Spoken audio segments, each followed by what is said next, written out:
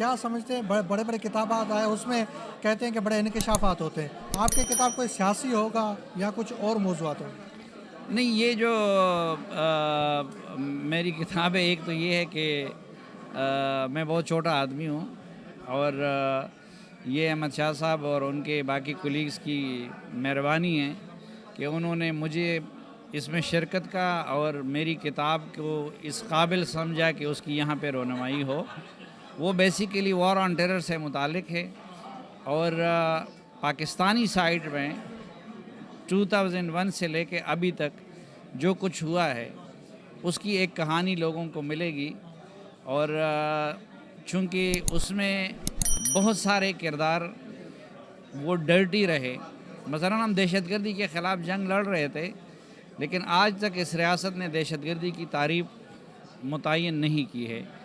اس لیے میں نے اس کا نام بھی ڈرٹی وار ہی رکھا ہوا ہے.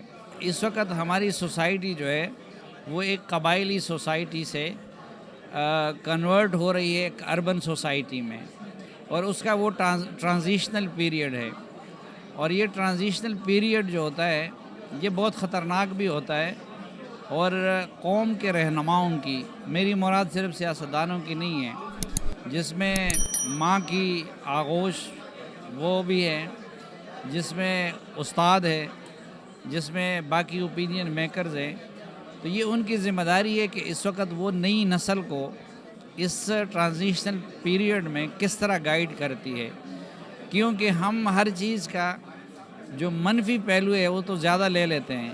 اب سوشل میڈیا کے مثبت پہلو بھی ہیں اور مثبت استعمال بھی ہے، لیکن ہمارے ہاں سوء استعمال زیادہ ہوتا ہے. اور اگر ہم نے یہ نہیں کیا، اس کے بارے میں اقبال نے بھی کہا تھا نا کہ آئینی نو سے ڈرنا، طرز کہن پہ اڑنا، منزل یہی کٹن ہے قوموں کی زندگی میں.